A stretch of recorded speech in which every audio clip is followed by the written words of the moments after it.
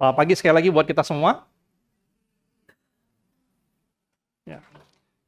Kita bersyukur kita masuk ke bulan Juni, saudara. Nggak terasa, saudara ya. Sudah setengah tahun kira-kira kita jalani di tahun ini, saudara. Rasanya kemarin baru tahun baru Sinsia. Tiba-tiba Idul Fitri, sekarang sudah bulan Juni, saudara. Bentar lagi liburan anak sekolah. Saya tidak tahu apa rencana saudara, tapi saya berharap kita semua bakal menikmati terus kehadiran Tuhan, berkat Tuhan dalam kehidupan kita sepanjang bulan ini juga. Amin. Nah, di zaman sekarang, saudara, kita hidup dalam budaya yang mengagungkan hal-hal yang besar. Kita tuh tertarik pada sesuatu yang viral, yang spektakuler, yang instan.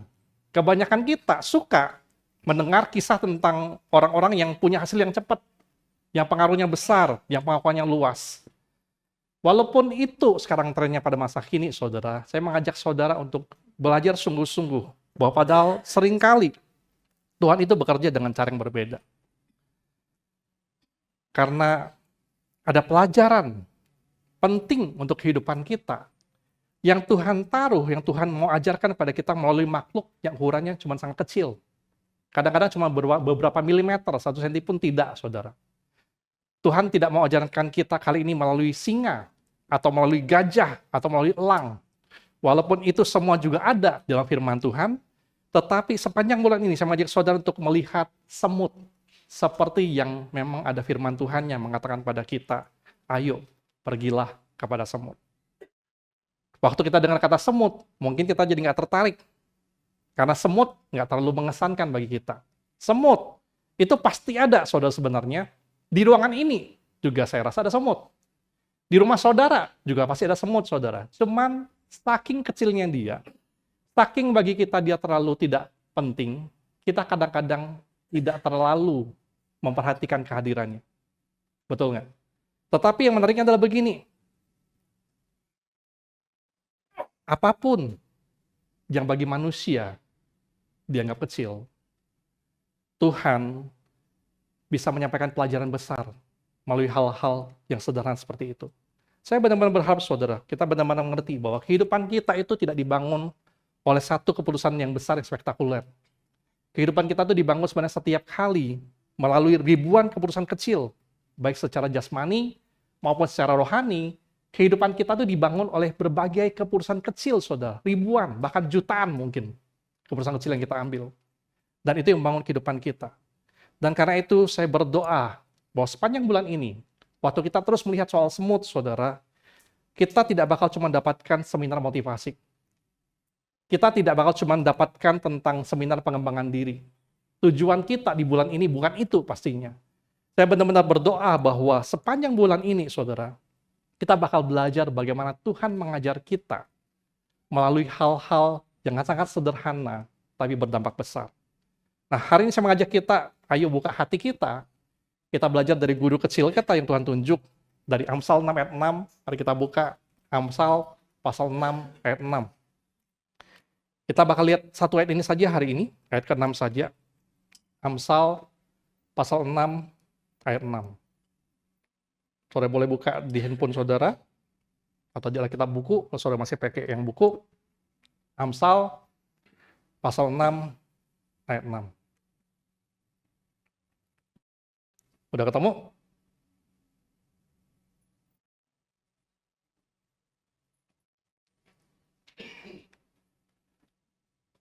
Sudah ketemu, saudara? Amsal 6 ayat 6, kalau sudah ketemu, mari kita baca bersama-sama, 1, 2, 3. Hai pemalas, pergilah kepada semut, perhatikan lakunya, dan jadilah bijak.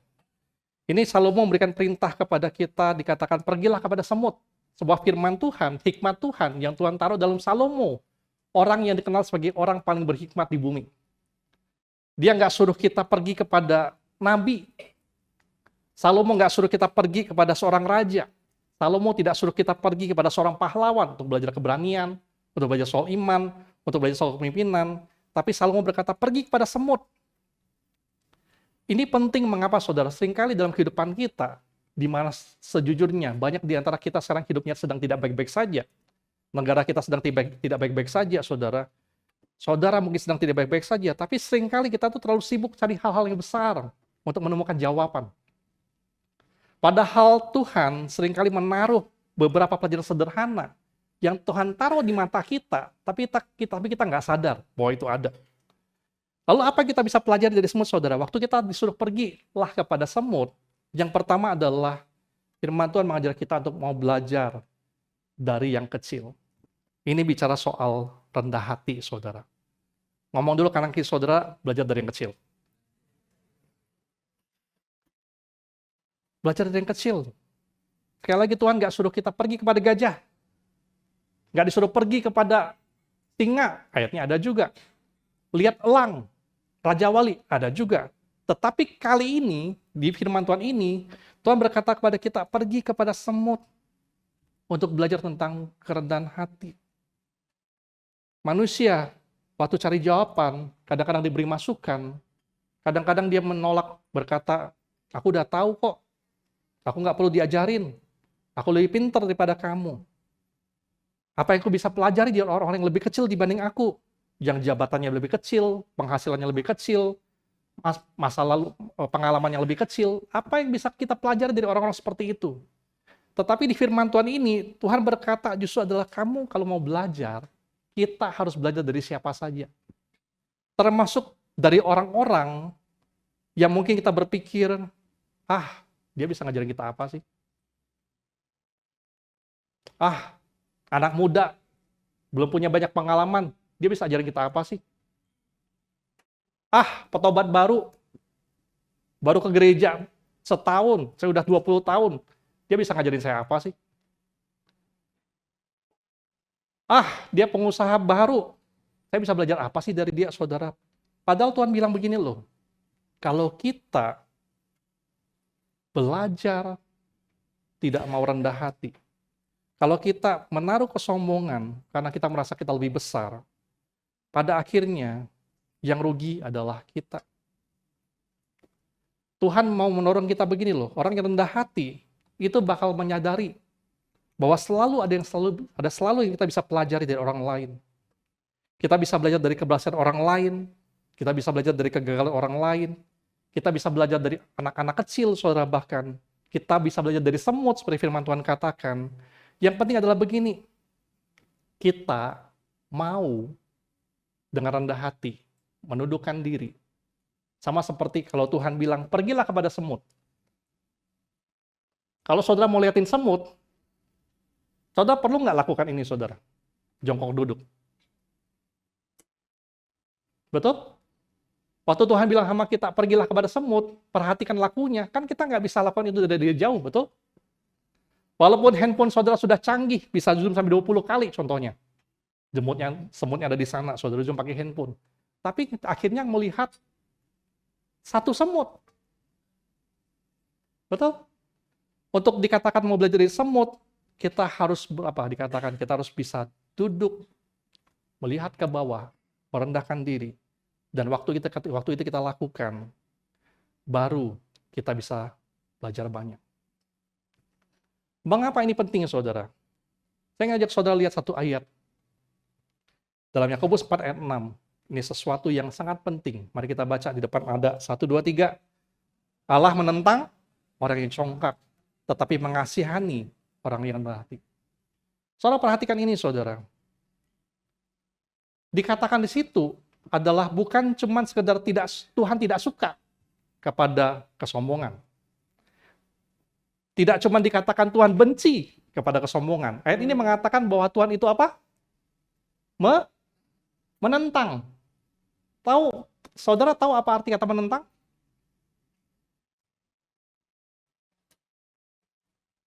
Terhadap orang yang sombong, orang yang congkak, orang yang angkuh, dikatakan Tuhan menentang. Saudara tahu apa artinya menentang, saudara? Artinya adalah Tuhan bakal jadi lawannya kita.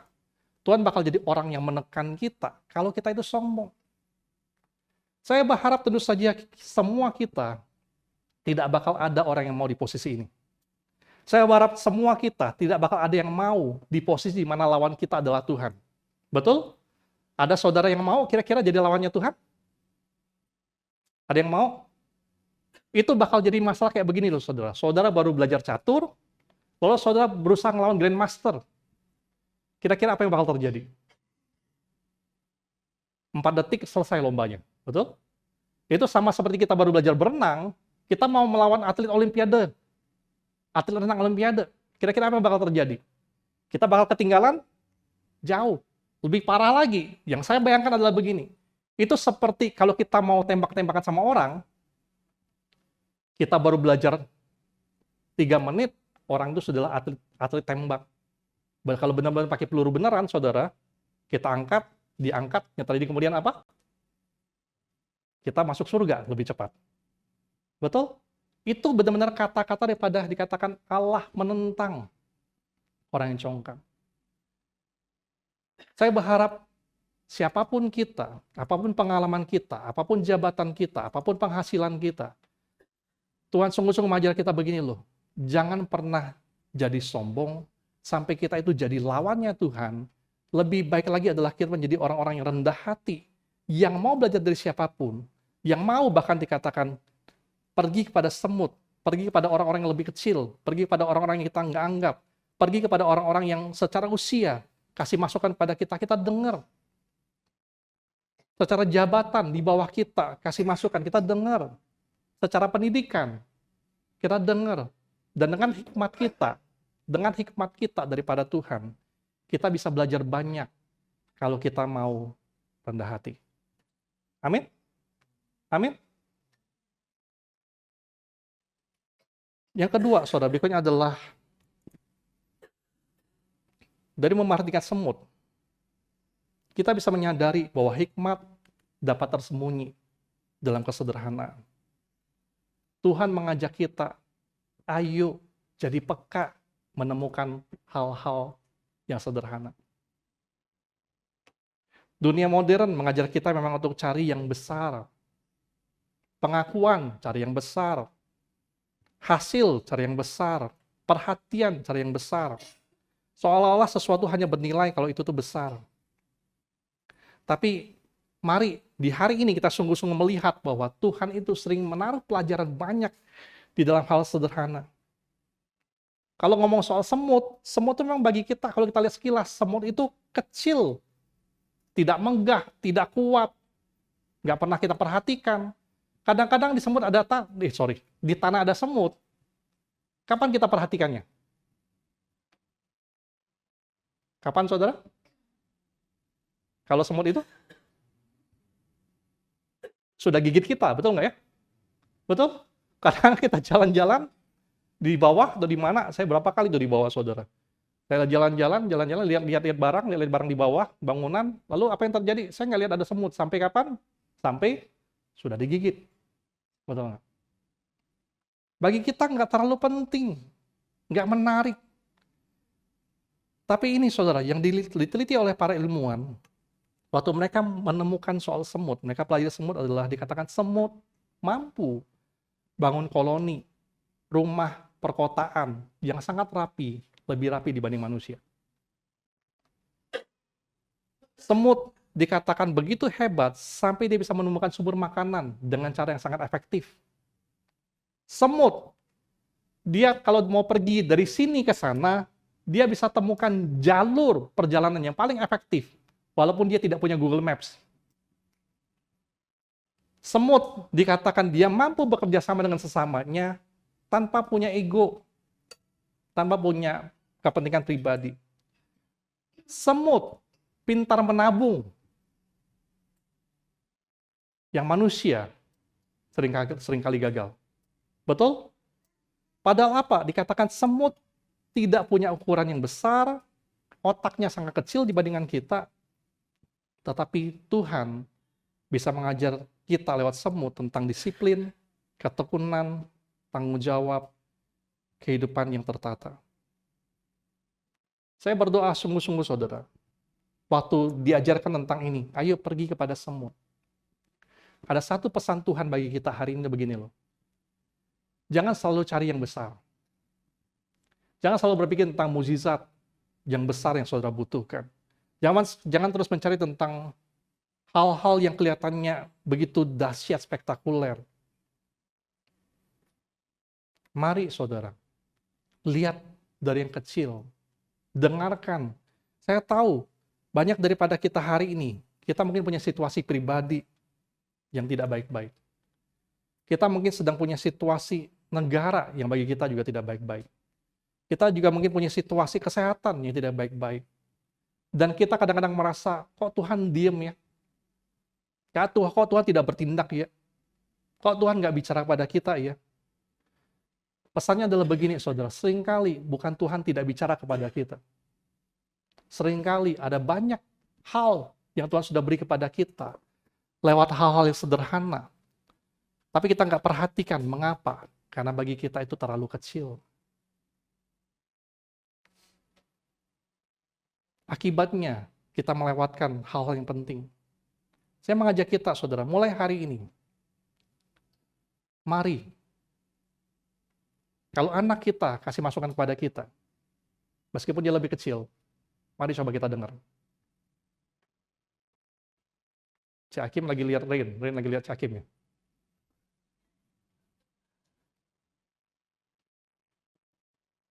Kalau Tuhan melihat mengajar kita lewat orang lain yang bagi kita tampak gak penting, mari coba dengarkan.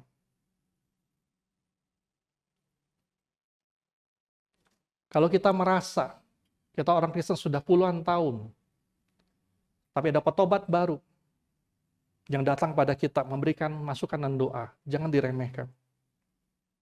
Karena tahukah saudara, bahkan Yesus mengajar kita, itu pakai hal yang kecil. Yesus mengajar kita tentang biji sesawi yang kecil. Yesus mengajar kita tentang ragi yang kecil, saudara. Garam, benih, bahkan pohon ara, itu pohon yang kecil. Dan Tuhan mau pada kita begini loh, yuk kita jadi peka. Dan doa saya adalah hari ini, setiap hari, kita bakal peka mencari hal-hal kecil apa yang kita bisa perbaiki sekarang. Karakter-karakter apa yang kita perlu perbaiki sekarang yang bagi kita nggak penting. Tapi Tuhan, di situasi seperti ini, mungkin membuat kita sedang pause, merenung. Dan Tuhan berpikir ngomong sama kita, jangan lihat yang besar dulu. Ayo peka dengan hal kecil yang kita bisa perbaiki. Dan yang terakhir, saudara, dari mengartikan semut, pelajaran rohaninya adalah kita belajar. Ternyata penyembahan itu adalah kesetiaan, saudara. Ngomong dulu kanan kiri, saudara, katakan kesetiaan. Semut dikatakan bisa mengajar pada kita tentang penyembahan, saudara. Walaupun semut tidak menyembah Tuhan dengan lagu, nggak pakai angkat tangan, nggak pakai lipat tangan berdoa. Tapi semut, dia bisa memuliakan Tuhan, dia bisa menyenangkan Tuhan. Lewat apa? Lewat hal yang sama dengan manusia. Kalau saudara pikir-pikir sekarang, apa samanya kita dengan semut, saudara? Kira-kira, Elin? Betul sekali, ya. Kamu bijaksana sekali hari ini. Tepuk tangan buat Elin. Nanti abis ini dikasih papa mama mie pangsit abis ini. Tahukah saudara ada satu ayat yang mengatakan demikian, Efesus 2 ayat 10. Kita baca sama-sama, 1, 2, 3. Karena kita ini, buatan Allah, diciptakan dalam Kristus Yesus untuk melakukan pekerjaan baik yang dipersiapkan Allah sebelumnya, Ia mau supaya kita hidup di dalamnya. Apa samanya kita dengan semut, saudara? Kita adalah sama-sama buatan Allah. Kita ciptaan Allah yang sudah dirancang untuk punya satu fungsi tertentu. Sudah punya desain tertentu. Dan Tuhan mau kita hidup di dalamnya. Sama seperti semut diciptakan dengan fungsi tertentu, saudara. Manusia, setiap kita juga pasti diciptakan dengan fungsi tertentu. Kita disuruh bertekun di dalamnya. Semut menyembah Tuhan dengan cara apa? Dia setia dengan tanggung jawabnya. Dia setia dengan pekerjaannya.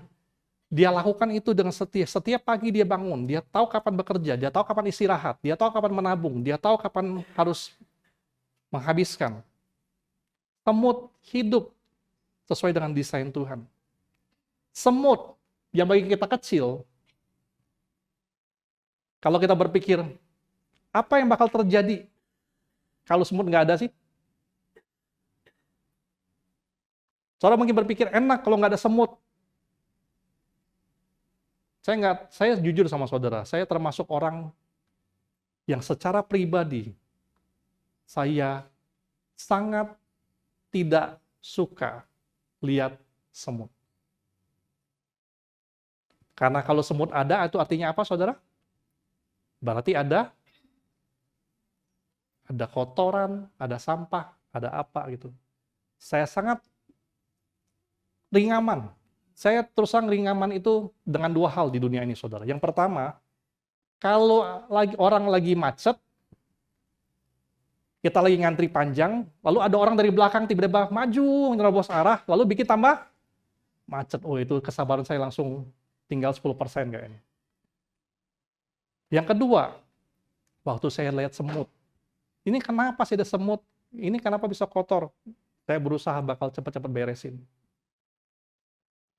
Saudara. Tapi apa yang terjadi kalau nggak ada semut? Saudara tahu? Apakah, enak kalau nggak ada semut, rumah kita bebas?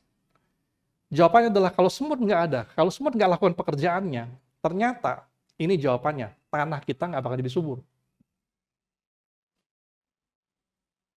Benih-benih itu disebar oleh petani, betul, tapi setelah itu yang kerjain siapa?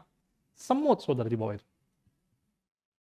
Bakal lebih banyak sampah organik, bakal banyak sekali hama, tanaman kita bakal terancam, panen kita bakal terancam. Sederhananya begini, bumi kita tidak bakal baik-baik saja kalau semut nggak ada. Kalau semut mogok kerja, bumi kita tidak bakal baik-baik saja. Semut menyembah Tuhan dengan cara apa? Dia setia melakukan apa yang Tuhan percayakan. Dia lakukan itu sesuai dengan fungsinya. Dan kita perlu menyadari, sama juga dengan kita, penyembahan bukan hanya tentang apa yang terjadi di gereja. Penyembahan bukan bicara tentang lagu rohani atau doa yang panjang atau pelayanan di mimbar. Penyembahan sesungguhnya terlihat waktu kita setiap hari. Apakah kita juga dengan setia menjalani tanggung jawab kita? Memegang komitmen kita? Apakah kita on time atau tidak? Apakah kita menjaga integritas kita atau tidak? Apakah kita tetap melakukan hal yang benar? Meski nggak dilihat orang. Meskipun susah. Semua itu, waktu kita kerjain setiap hari, itu menunjukkan bahwa kita menyembah Tuhan. Saudara, saya sungguh-sungguh berdoa sama Tuhan begini loh. Setiap kita bakal jadi berkat, dan orang bakal mau kenal Tuhan lewat kita, waktu melihat kehidupan kita setiap hari itu karakternya sangat baik. Waktu kita on time dengan orang. Waktu kita disuruh kerjain tugas, kita kerjakan dengan rapi dan sesuai dengan waktu yang sudah ditentukan. Waktu kita tidak males-malesan. Dan karena itulah, seperti tadi dikatakan Amsal 6 ayat 6, dikatakan, hai pemalas, pergilah kepada semut. Satu hal yang pasti tidak menyembah Tuhan adalah waktu kita jadi malas, saudara.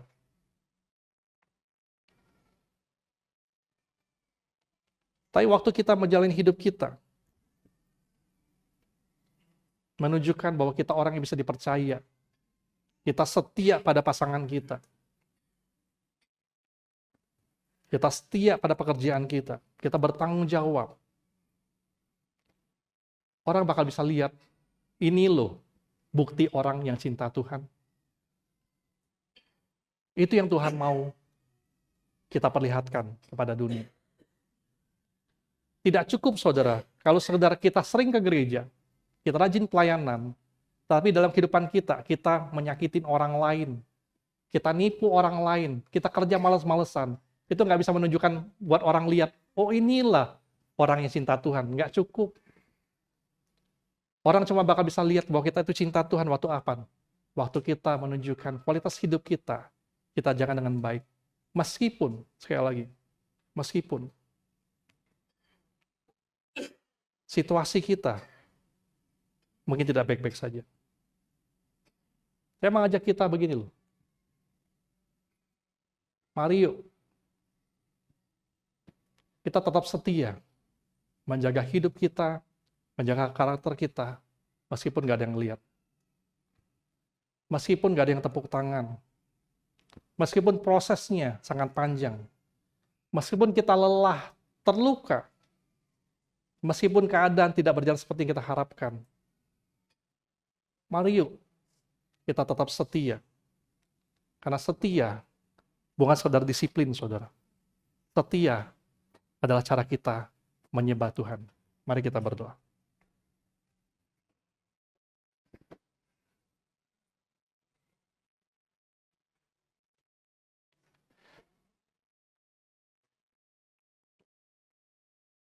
Mari kita tundukkan kepala dan kita berdoa. Ambil waktu pribadi berdoa kepada Tuhan. Bawa kepada Tuhan pergumulan kita.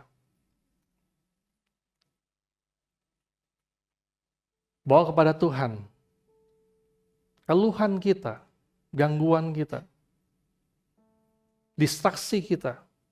Kita bawa kepada Tuhan. Luka hati kita, kekecewaan kita, kejujuran kita.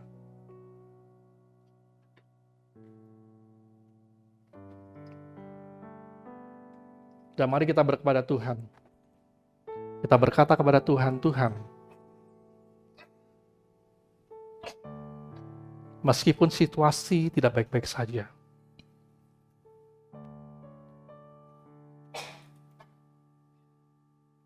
meskipun aku terluka, merasa sesak hati, merasa diperlakukan tidak adil, merasa ini bukan salah aku, situasi jadi begini kacau. Aku mau tetap setia kepada Tuhan, menjaga hidupku, menjaga karakterku, menjaga disiplinku di hadapan Tuhan.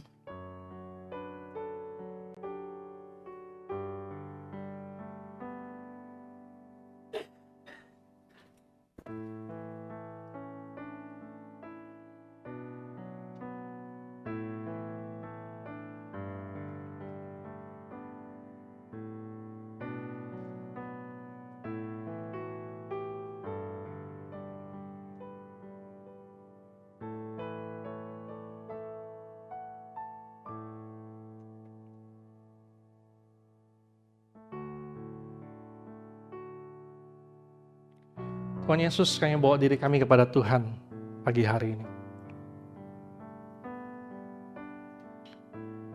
Dan biarlah bagi setiap kami yang hampir menyerah, mau cari jalan pintas, mau lakukan dengan kekuatan kami sendiri, atau mengandalkan manusia dan bukan Tuhan. Tuhan, tolong ingatkan kami kembali untuk peka dengan apa yang Tuhan taruh dalam hidup kami.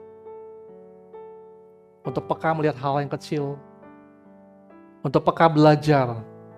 Seperti semut, mari kami setia. Karena setia adalah penyembahan kepada Tuhan.